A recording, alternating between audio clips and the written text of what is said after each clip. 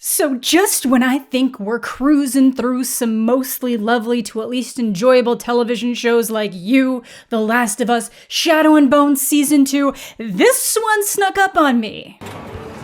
But then I kind of swung back around when I realized that this season was only 6 episodes, so bless my soul. And I know that makes it sound like I shouldn't be covering it, but this show falls into the realm of content of things that I don't like consuming, but then when I actually go to make the video, I usually have a blast, so it all evens out in the end. And this is one of those shows that, based on the premise, I can fully understand why people would love it, particularly like a strong woman viewer base, especially those who might find themselves as moms who feel like they've lost parts of themselves as they've entered motherhood. Then they just take it off a drama ramp, which again is probably what's bringing a lot of people in. And then the cherry on top is just loading it with that gratuitous sex, like the stuff from your 50 Shades, your 365 days. I mean, look at the title. I'm still not even sure I can get away with putting that title in the title of this video. And honestly, there ends up being a lot more nudity in the show than either of those aforementioned pieces of media, because it's not just the ladies. We get a fair amount of wang action because that just seems to be what gets some people going, and because this is only ever going to exist on streaming,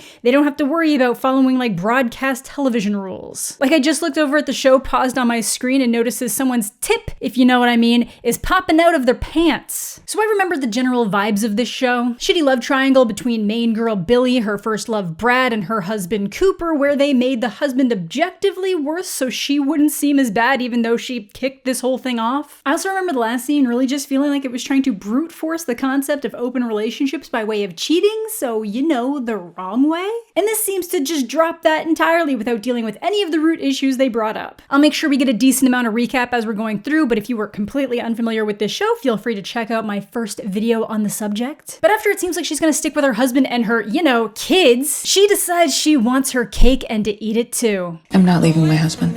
This changes nothing. Now fuck me. Oh my god, I totally forgot that she said the quiet part out loud. But it was only in this moment of starting up the second season that I remembered that she never actually cheats with Brad up until this point. Physically, at least, she's absolutely been emotionally cheating, which is mentally destroying her husband. And they then use her behavior to spiral her husband's behavior out of control so he seems vastly worse by comparison, which is easily my least favorite thing media like this can do. Because by the end, they have Cooper physically cheat on her first, and it's a huge mess and his behavior just gets progressively worse and worse and worse. Like at least with Imagine Me and You, even if they gloss over the cheating thing, at least they let Heck be amazing the entire way through. Do de gent. But then I remember that this entire show was birthed from a memoir. See, the whole shtick of this show is that she is sexually unsatisfied in her marriage, which is fine, that's totally allowed. So she starts journaling about her 4 ex-loves that she had before her husband, specifically their sexual adventures. And in both, the husband ends up finding this journal and then that changes their sexual behavior, essentially treating it like a training manual. And that's great, other than reading her journal. Seems pretty healthy. But again, the last line of the memoir's description always just throws me for a loop.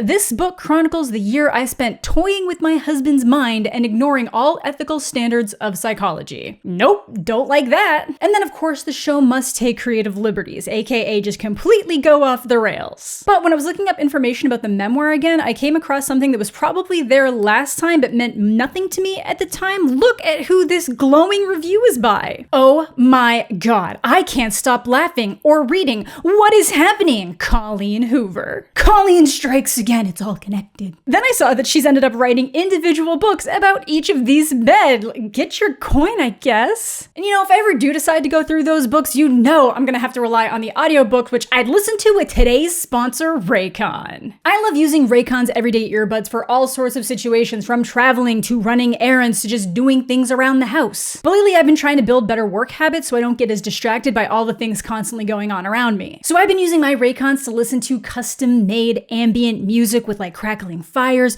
book pages turning, and their noise isolation mode really just helps me lock in like I'm in that environment. But if you're out and about and want to keep better track of your surroundings, you can just switch to awareness mode by holding down the right earbud. They also provide a variety of different gel tips so you can always find the perfect size for you, meaning that they are so comfortable to wear for hours. And seeing as they start at about half the price of other premium audio brands, offer buy now, pay later options, and an easy return guarantee, you can feel confident picking out the perfect pair for you.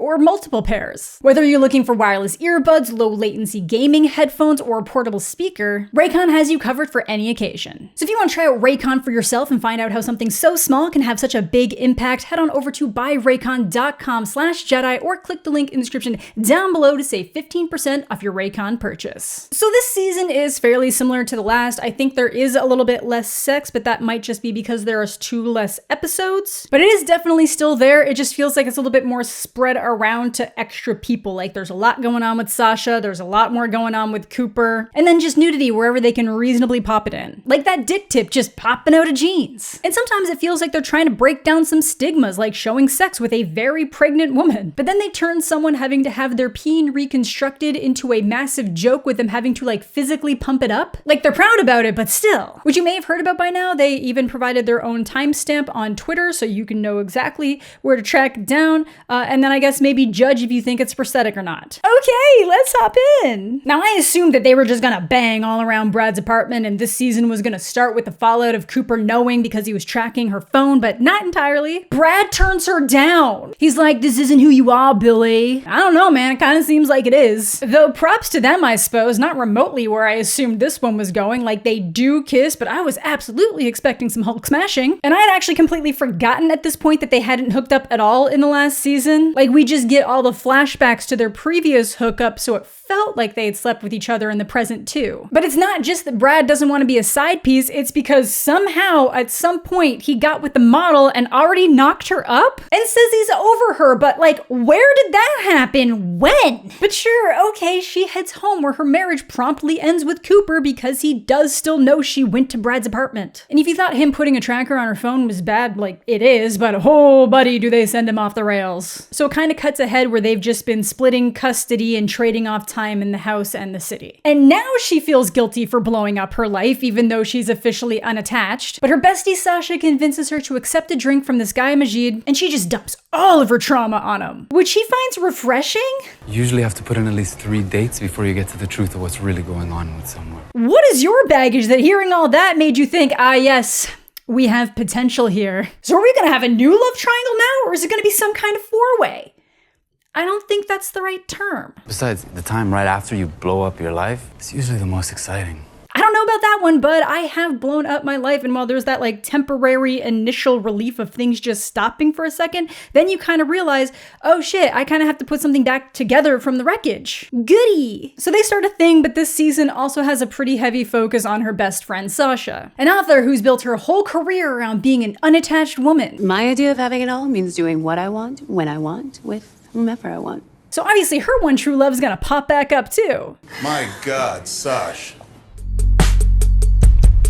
Dr. Cam something. And we immediately know they were together because it just flashes us back to a rip-roaring sex scene. Apparently they had this amazing love, but she kept pushing off her opportunities for his goals, and then when they were supposed to be going to grad school in similar locations, he gets accepted to Stanford and just wants her to push off her grad program to follow him. So she agrees and almost goes, even after her grandmother calls her out for ignoring the acceptance letter from her dream school, Columbia. But then she just leaves the airport without telling him and goes on to have her girl boss unattached life. I think there was a lot more going on with Sasha last season that I just kind of like glossed over because it just didn't have anything to do with the central plot outside of her being one of Brad's regular hookups in the beginning, which I also totally forgot about until I watched my last video. Remember that time he called Billie while he was smashing Sasha so she'd hear what she was missing out on? Yeah, I totally forgot about that too. So initially she tries to avoid Cam, then they date, and then it ends and we get like the full fucktage of casual sex from her. And it becomes this whole thing where she needs to learn how to set boundaries, both advocating for herself with Cam not to up and abandon her career trajectory to follow him on his next job, but also not let her agent dictate her personal life. And it all works out in the end, yay for Sasha! Though I immediately would have shut down the agent after he presented working with Goop as a good option. You could be Gwyneth's Dr. Phil. Ew, no, Dr. Phil was a mistake. Why would you want to be the mistake of an even bigger mistake? And while Billie's kind of been playing this back and forth, my life's too messy, I feel guilty game with Majid, Cooper's just immediately jumped into a relationship with his boss. Yeah, I totally forgot that Francesca here had been making the moves on him. Obviously, they end up getting caught hooking up at the office by one of their big bosses, and while he just gets a warning, she gets let go for abusing her position of power, which leads to Cooper throwing a fit and quitting? This is real. My guy, maybe therapy? Therapy? You have children to provide for. But Francesca is just so stoked that she's somewhat locked him down that she proposes. Marry me, Cooper. What? Ma'am, his current divorce isn't finalized yet. She wants that rebound court officiated, wants that shit on paper. So he tactfully gets out of that, offers to go pick them up some Chinese takeout, and immediately hooks up with a random girl in the restaurant bathroom? First of all, Cooper, what the fuck? Second of all, showrunners, what the fuck? In what world? Never know when you're gonna meet someone you want to share your wonton with. Who would ever do that? We are not putting the energy out into the world that attractive girls are just waiting in Chinese takeaway restaurants to hook up with people in bathrooms. Also, I realize that this is all a heavily dramatized and fictional spin-off of a real-life scenario, but if I was the author's husband, I think I would probably have a complex by now by how this show treats Cooper. Apparently, he's just been maintaining this thing with Francesca that he feels so passionate about that he quit his job, but also sleeps with anyone to look at him. Ultimately leads to him propositioning Trina. If you forget Trina, she's the one that invited them to the sex party, and after Billie says she wants to leave, he hooks up with Trina where Billie will see it. Also the wife of his douchebag best friend. You came. Well, not yet. Why? That's your best friend's wife and he's supposed to be the douchebag, not you. Yeah, he literally invites her over for after the kids go to sleep. They start going, she chains him up a bit, and of course, Hudson walks in on it and then calls Billie. What the hell is going on? I got it handled, Billie, okay? It's my night. Who obviously rushes over to make sure the kid isn't traumatized, and Cooper just doesn't seem to see an issue with it at all, even though his kid almost witnessed hide the pepperoni. Sir, you were having a breakdown. Cause while he's doing this, he's already been bringing Francesca around the kids like Hudson's gonna be fucked up. Eventually, Francesca does find out because Devin told her because he knows Cooper tried to bang his wife who's now divorcing him. I used to think Billie was the problem in your marriage, but maybe I had it wrong. Ooh, suburbs explosion or what? And it really is everyone. Like, remember this chick from the last season who was the perfect mom who clearly loved her life? Yeah, once a month she lets her masseuse go down on her. Did he try something on you too, Carol? Yes. In fact, I let him about once a month. Yeah, I get that this show is addressing a lot of really serious issues in relationships and marriages, but like maybe just don't go about it this way. But this whole time he's been on his disaster run, he's assumed that Billie's been with Brad. So finding out that she's just been single, except now she is actually seeing someone, seems to break him even more. Like, dude just really wants her back, but also respects himself enough to know that he shouldn't want that, but also doesn't respect anyone or anything, including his own son. Even starts getting aggressive with bartenders that are cutting him off before his ex-Emily, you know, the one that was still hopelessly in love with him that Devin tried to set up as a cheating option, pops up and stops him from literally jumping the bar. Gee, wonder if she's gonna turn up again. Which I guess brings us back to Billie. And while things are going well with her and Majid, even that can't stay chill. See, the one thing I forgot to mention is that after having their first amazing date, Brad shows up. Because guess who's an investor in Majid's restaurant? It's Brad, who at the time assumed Billie went back to Cooper, so now he's conflicted that she's been on the market even though he has a baby on the way. Why didn't you tell me? Because you had a baby on the way, and you said you were over her. But it's fine, Billie really likes Majid, is totally falling for him until she finds out that Brad and Gigi are getting married. I thought he'd be fine. He's married. Messy! Damn, even Brad seems upset. I'm so sorry, Billie. Probably because this literally happened immediately after Brad was about to break off the relationship with Gigi. And while she's desperately trying to find Majid before spiraling even more, she sees this girl just kissing up all on him. But don't worry, it's not what she thinks. Apparently, one of his initial investors backed out at the last moment and someone introduced him to Crystal here and she gladly filled in the missing funds in exchange for sexual favors. I knew this man had something going on when he was so flippant about her baggage drop. Literally says she's still in love with her ex and he's like, oh yes, the perfect woman for me. But I will say, the second he got with Billie, he started avoiding Crystal, so this was her getting handsy at an event looking for her fix. I guess he ends up laying down the law and that situation is completely done, and I'm really not sure what that means for the other part of the arrangement. Like, legally that can't be upheld, so I assume she'd have a way to back out financially to some degree. But it's all good, Billie's cool with it. She ends up getting honest about still having some feelings for Brad. So they'll just work through things together. Sure, that's gonna work out. And by that working out, I mean that everything is gonna go to shit. More to shit. Gigi can tell that Brad still has feelings for Billie, and him still having feelings for Billie is kind of making him a dick to her, so she's trying to keep him happy with sexual favors. Because I know a way to make you sure that I am the only woman on your mind. girl. But Brad just keeps getting more and more distant, which is pretty shitty because she is literally about to pop, and the only thing that seems to be keeping him around is that baby. So at this point, she is literally worried about pushing a human being out of her body, but now also has to worry about setting boundaries between her future husband and his ex-girlfriend. Him being a little bitch literally leads him to almost missing the birth of his child. And I just have to say, the artistic vision here of cutting between these sex screams that Billie is making while having sex with Majid on a Ferris wheel, because yep, that happened, to Gigi's screams of giving birth, it's art. It's like that scene in Glee, but so much worse. And what is it with Netflix and Ferris wheel sex this year? I swear they did the same thing on Emily in Paris. But it's finally divorce finalization day, which is obviously when Billie starts reminiscing about the good times and wants Cooper to be able to think about them too so they can avoid animosity around the kids. But he's really not at a state where he can let himself think about any of that, and decides that he needs to shut down his mind, which is conveniently when Devin shows up with some blow for a full party day. Also, when did they become friends again? Devin found out that Cooper tried sleeping with his wife and just blew the whole thing up with Francesca, and then tried to sleep with Francesca. But I guess that's the beauty of being such a douchebag. Nothing's too personal in the grand scheme of things. And now they're both about to be bachelors. It doesn't help that while Cooper is barely holding things together in the courtroom, this is the day that Billie decides it's time for Majid to meet her kids, essentially feeling like she's been living a double life, and then she chooses this moment to bring it up to Cooper, who obviously ends up quite upset about it. But they head to a park to meet up with Majid, where of course Brad is with his little dude, and Hudson loves Brad. I should get out of here. Why?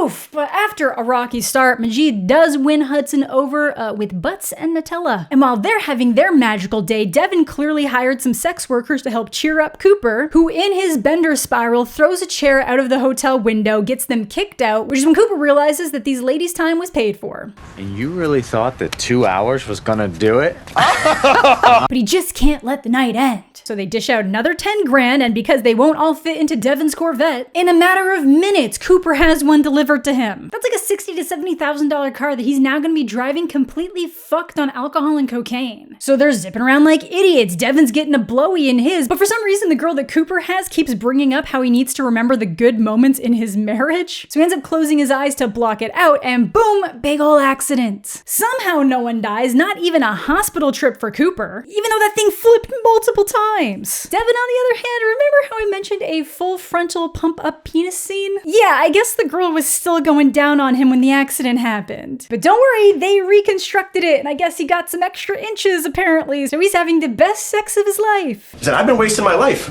At least, my sex life. Ooh, they said it. So Billie manages to bail out Cooper that night, and he just spills that it's just been beyond painful to know that he's not the love of her life, but she's his. And then it cuts to the first time we actually see her writing in her journal this season. Like, we've been getting the scattered intro, outro monologues, but now we see she is still in fact journaling away, so good for her. But things with Majid are about to go down the tubes. He wants to take them all to the opening day baseball game to keep the connection with Hudson going, because they kind of put things on pause after the car accident. But Billie has to go to Sasha's book launch, so Majid offers to take him alone. Okay, ma'am, I know that you've known him for months, but he's only met Hudson one time. And Hudson is still very young, and baseball games are very hectic. Majid's never looked after this kid alone in a safe setting. Like, why would you okay this plan? It's insanity. But they don't even make it to the game because there's an emergency at the restaurant. Majid has to keep leaving Hudson alone to deal with things, so when he wanders into the kitchen to get more hot chocolate, a huge fire starts. Majid yells at him. So Hudson just runs off into the streets of New York like only a stupid child can. And as Billie and Cooper are about to split off to go find Hudson, Brad shows up. I guess they called all the investors because of the fire. Who ends up being the one to figure out where Hudson might have gone, to that park they all met at where there was some tasty treats. And then Cooper gets to see them walking back looking like a handsome family, and instead of rage or misery, his face just kind of has this like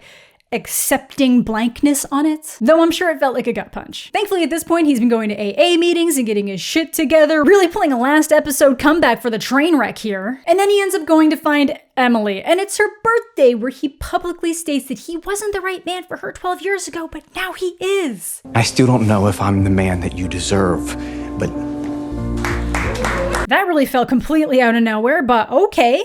Poor girl. So that pretty much ends things with Majid, which he is okay with because he knows he'll always put the restaurant first. So Brad's back out, baby. Maybe, I guess, I don't know yet. Some time ends up passing. I guess Trina ends up being some kind of sex coach, which, like, good for her. Maybe she can be Gwyneth's Dr. Oz. Billie finishes her grad program, and at the party Cooper throws her, he says he's gonna propose to Emily. It's not just that that she's the right woman for me. It's that I'm the right man for her, and when I'm with her, I feel like I'm enough. At least he's good with Billie now. It then cuts to Sasha, Mary, and Cam where Brad shows up. He's here to sweep her off her feet because Gigi left him for not being over Billie. So like, maybe you should have left her. Like, I get wanting to stick it out for the kid, but yeah. It's you, B.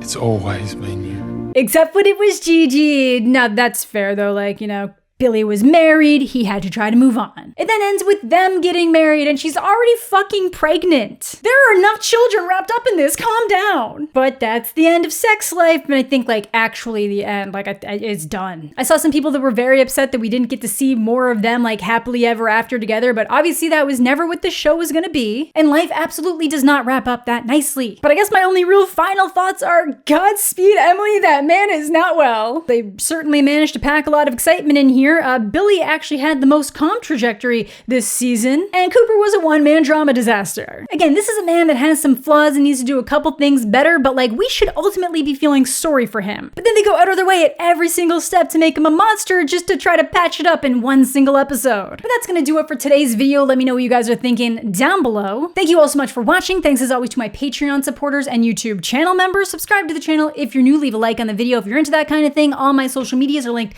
down below. I hope you're all having a fantastic day. I'm mostly okay, and we'll catch you all later.